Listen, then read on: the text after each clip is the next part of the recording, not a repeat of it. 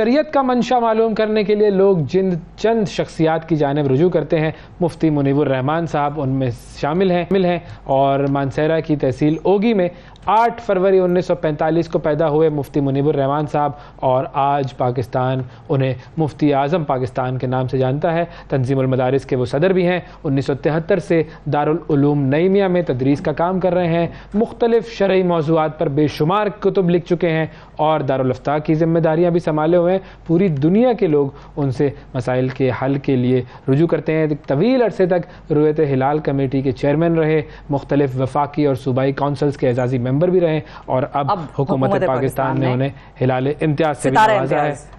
اور آج ہمارے ساتھ موجود ہیں جی جناب مفتی الرحمان۔ السلام علیکم سر۔ وعلیکم السلام ورحمۃ اللہ۔ بہت شکریہ سر، آپ نے وقت نکالا اور آپ کو ایک مرتبہ بہت بہت مبارکباد۔ ستارہ امتیاز آپ نے حاصل کیا، بہت مبارک ہو سر آپ کو۔ شکریہ آپ کا۔ سر یہ بتائیں سب سے پہلے کہ آپ کو مفتی اعظم پاکستان کہا جاتا ہے، یہ لقب جب آپ کو پہلی مرتبہ ملا تھا تو یہ کیسے ملا تھا، اور آپ کو یہ اس کی پیچھے کی کیا کہانی ہے، داستان ہے، وہ اگر آپ ہمارے ناظرین کے لیے تھوڑی سی بیان فرمائیں۔ بسم اللہ الرحمن الرحیم۔ سب سے پہلے میں آپ کے انٹرو کے حوالے سے بتا دوں کہ میرا آبائی تعلق ضلع مانسہرہ کی تحصیل اوگی ہے، پھر اس کا علاقہ ہے اپر تناول، اس کا ایک ذیلی علاقہ ہے جس کو کھن کہتے ہیں، اور اس کا ایک گاؤں ہے نمبل، جو میری جائے ولادت ہے، مقام ولادت ہے، اور 19 دسمبر 1964 سے میں کراچی میں ہوں۔ اب میرا شہر کراچی ہے اور میری علمی اور عملی زندگی کراچی میں گزری ہے، اور اسی شہر نے مجھے تعارف اور پہچان دیا ہے، اس لیے میں بالکل شہر کراچی کا بھی شکر گزار ہوں اور اہل پاکستان کا بھی شکر گزار ہوں۔ اور اب آپ سوال فرمائیے۔ مفتی اعظم کا جہاں تک تعلق ہے، جی مفتی اعظم پاکستان میں ریاستی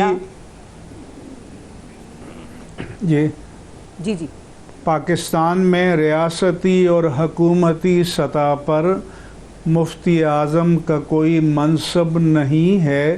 ہر مکتب فکر والے اپنے جس عالم پر، مفتی پر، فقیہ پر اعتماد کرتے ہیں، وہ عذرائے محبت انہیں مفتی اعظم کے لقب سے یاد کر لیتے ہیں، لیکن میرا یہ دعویٰ نہیں ہے کہ میں کوئی علم میں سب سے بڑا ہوں۔ ماشاءاللہ ہمارے وطن عزیز میں ایک سے ایک بڑا عالم، ایک سے ایک بڑا مفتی اور ایک سے ایک بڑا فقیہ موجود ہے۔ جہاں تک ستارہ پاکستان کے آپ کی جو دینی تعلیم ہے اس کا آغاز کیسے ہوا؟ گھر والوں کی طرف سے اس جانب رغبت دلائی گئی، یا ماحول گھر کا پہلے سے اسی طرح کا تھا، یا آپ کا اپنا شوق تھا؟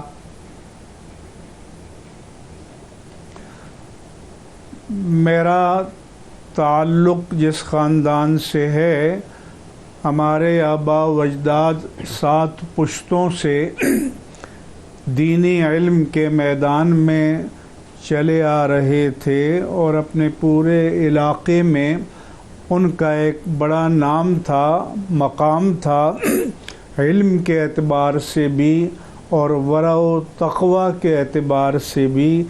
اس لیے یہ وراثت اور توارث مجھے اپنے خاندان سے ملا، اور ابتدائی تعلیم میں نے اپنے والد ماجد اور اپنے دادا جان سے حاصل کی، لیکن ساتھ ساتھ چونکہ اسکول کی تعلیم بھی حاصل کر رہا تھا، اور ہمیں پہاڑی علاقے میں 5 मील पैदल चलकर प्राइमरी स्कूल और हाई स्कूल पढ़ना पड़ा और फिर 1961 में मैंने मैट्रिक किया और उसके बाद मैं लाहौर आया तो वहाँ मेरी मादरे इल्मी जामिया निज़ामिया रिज़विया लाहौर था। फिर मैं 19 दिसंबर 1964 को कराची में आया और यहाँ मैंने अपनी दीनी तालीम की भी तकमील की और उसके साथ साथ जो असरी तालीम है मैंने मास्टर भी किया, LLB भी किया, B.Ed भी किया।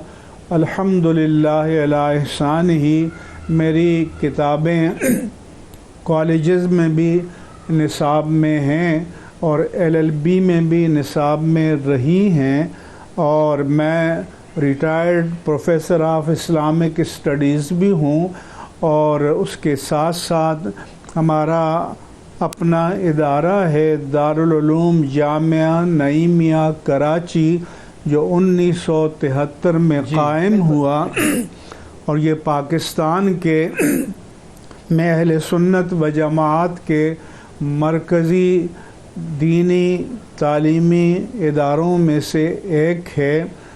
फिर मैं तंजीमुल मदारिस अहले सुन्नत पाकिस्तान की आमिला में रहा, फिर मरकज़ी नायब सदर रहा और फिर ये जब सन 2000 के बाद फिर मैं तंजीमुल मदारिस अहले सुन्नत पाकिस्तान का सदर बना और अब तक ये सिलसिला चला आ रहा है। इसके साथ साथ पाकिस्तान में अच्छा, आपको जो वजह मदारिस हिलाल से मिली थी, सारी कौम ने आपको जाना और जी हाँ, मैं रुयत हिलाल का आप एक ऐलान करते थे चांद का और सबको इंतजार होता था और बड़ा एक तवील अरसे तक आप उस अहम ओहदे पर फाइज रहे। उस पे उसके हवाले से जरा बताएं, आपको याद आता है वो सारा? मैं 2001 से 2020 तक मरकज़ी रुयत हिलाल कमेटी पाकिस्तान का चेयरमैन रहा। चूँकि जब मेरा दौर आया तो इलेक्ट्रॉनिक मीडिया प्राइवेट सेक्टर में बहुत फैल चुका था, इसलिए इस हवाले से इस मनसब को भी ज़्यादा पहचान मिली और अल्लाह के फजल व करम से तारुफ भी मिला और मैं इस्लामी नज़रियाती काउंसिल पाकिस्तान का भी रुकन रहा हूँ और मेरे जो जारी करदा फतावा हैं तफ़हीमुल मसाइल के उन्वान से उनकी 13 जिल्दें मार्केट में अल्हम्दुलिल्लाह अला एहसान ही मौजूद हैं और ये सिलसिला जारी व सारी है। मैं अखबारात में कॉलम भी लिखता हूँ, रोज़नामा जंग में हफ्तावार कॉलम तफ़हीमुल मसाइल के नाम से हर जुमे को आता है। रोज़नामा दुनिया में हफ्ते में 2 दिन कॉलम लिखता हूँ और मेरे उन कॉलमों का मजमूआ जो रोज़नामा दुनिया में, रोज़नामा जसारत में, रोज़नामा इस्लाम में फिर तबाह होते हैं तो वो 7 मुजल्लदात पर मुश्तमिल आईना अय्याम के नाम से अल्हम्दुलिल्लाह मार्केट में मौजूद है। लेकिन रुयत हिलाल की तरफ आना चाहूँगी मैं कि ज़ाहिर है वो एक बड़ी अहम जिम्मेदारी थी और बड़े लंबे अरसे तक आपने उसको सरअंजाम दिया बड़ी बखूबी, लेकिन उसमें लोगों के कुछ एतराज़ात भी आते थे, कुछ लोग बड़ी तनकीद ज़ाहिर करते थे। केपी में ईदें पहले हो जाती थी, हमारी कौमी सतह पर ईद बाद में होती थी, तो उस तनकीद से आप कैसे डील करते थे? और केपी वालों का अक्सर ये एतराज़ आता था कि मुफ्ती साहब हमारी शहादतें नहीं सुनते और पंजाब के हिसाब से ईद कर देते हैं या कराची के हिसाब से, इसको आप कैसे रिस्पॉन्ड करते थे?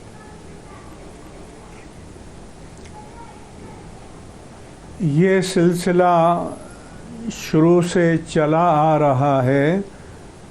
सदर अयूब ख़ान के ज़माने में भी ये कंट्रोवर्सी पैदा हुई थी कि आधी रात को बन्नू या कोहाड़ से चांद का ऐलान कर दिया गया, जबकि कौमी सतह पर एक ऐलान हो चुका था। तो उस वक्त तो रेडियो पाकिस्तान था या PTV था, तो علماء نے اس سے اختلاف کیا اور پھر 2-3 علماء کو 3 ماہ تک کوئٹہ میں نظر بند کر دیا گیا تھا. تو یہ سلسلہ پہلے سے چلا آ رہا ہے، لیکن پہلے چونکہ میڈیا گورنمنٹ کے کنٹرول میں تھا، لہذا ریڈیو پاکستان پر اعلان ہو گیا، اور بعد میں جب پی ٹی وی آیا تو پی ٹی وی پر اعلان ہو گیا اور قصہ تمام ہو گیا.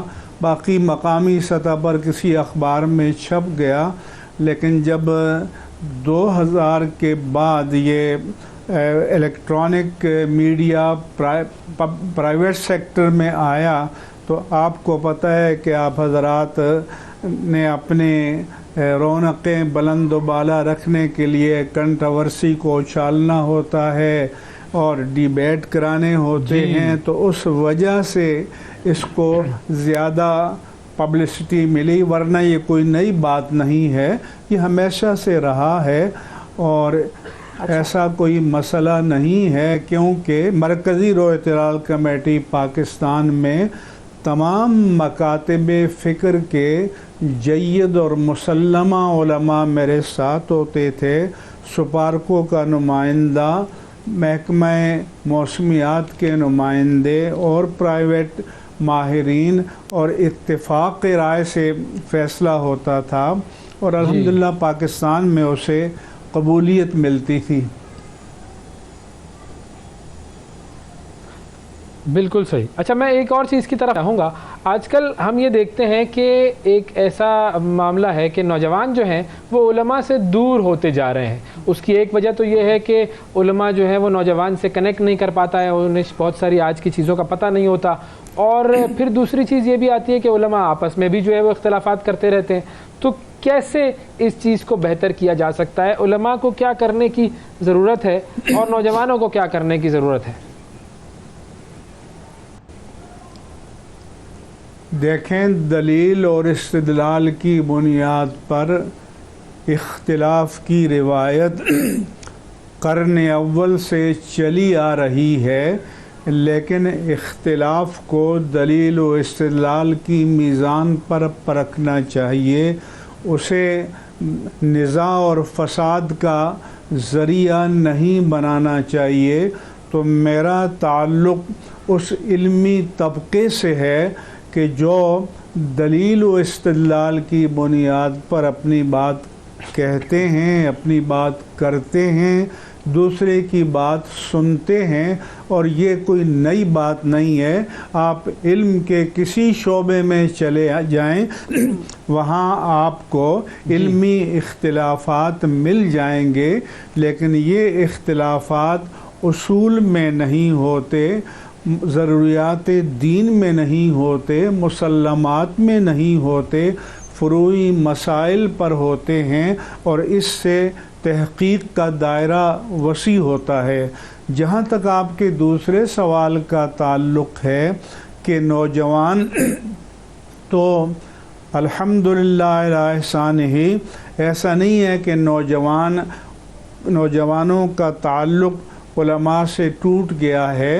آپ ہماری مسجد میں آئیں، اجتماعات میں آئیں، تو آپ کو بزرگوں کے مقابلے میں نوجوان زیادہ نظر آئیں گے. مگر یہ جو سوشل میڈیا کا ایک بحر زخار میدان میں آ گیا ہے، یہ ایک ایسی چیز ہے کہ جس کو کنٹرول کرنا نہ حکومتوں کے بس میں ہے، نہ کسی اور کے بس میں ہے. لہذا یہ 2 دھاری تلوار ہے. اس سے تعلیمی مقصد بھی حاصل کیا جا سکتا ہے، اس کو اویئرنیس اور آگہی کے لیے بھی استعمال کیا جا سکتا ہے، اور اس کو فتنہ اور فساد کے لیے بھی استعمال کیا جاتا ہے. لہذا یہ بائی اینڈ لارج بڑے پیمانے پر یہ ایک عالمی مسئلہ بن چکا ہے. یہ مسئلہ اب امریکہ جیسے ترقی یافتہ ملک کو بھی درپیش ہے، یورپ کو بھی درپیش ہے.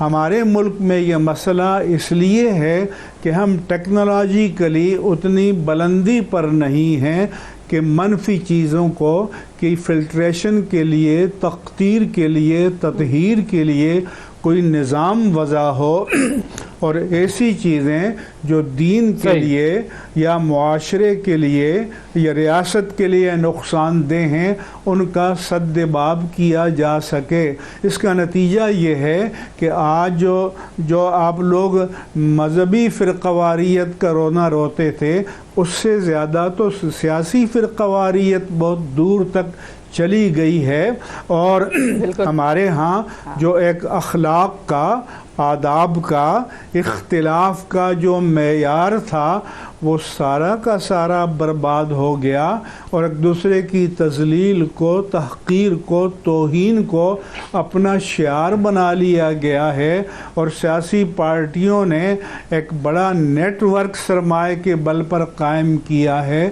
یہ چیز جو ہے یہ ہماری اخلاقیات کے لیے اور مجموعی قومی اخلاقیات کے لیے، قومی وحدت کے لیے تباہ کن بھی ہے اور نقصان دہ بھی ہے، اور حکومت کو بھی، ریاست کو بھی، اور جو اہل فکر و نظر ہیں، ہماری یونیورسٹیز ہیں، ان کو مل کر اس کے بارے میں کوئی حکمت عملی اور کوئی تدبیر مرتب کرنی چاہیے۔ کیوں کہ اس سے چھٹکارا پانا اب ہمارے بس میں نہیں ہے، اختیار میں نہیں ہے، تو اس لیے یہ مسائل درپیش ہیں۔ بالکل صحیح ہے جی، بہت شکریہ ادا کریں گے ناظرین۔ مفتی نعمان صاحب پاکستان کے جید علماء میں مفتی صاحب کا شمار ہوتا ہے، ہمارے ساتھ موجود تھے۔ آگے کوشش کریں گے کہ تھوڑا سا ٹائم اگر مفتی صاحب ہمیں اور دے دیں تو ہم مدارس کے ریفارمز کے حوالے سے اور کس طرح سے مدارس میں تعلیمی نظام کو بہتر بنایا جا سکتا ہے اس پر بھی ان سے بات کریں گے۔ بالکل انشاءاللہ ایک لمبا سیشن لگائیں گے۔ آج خالصتاً ہمارا سارا سیگمنٹ مفتی صاحب کی اپنی ذاتی اچیومنٹس کے حوالے سے تھا۔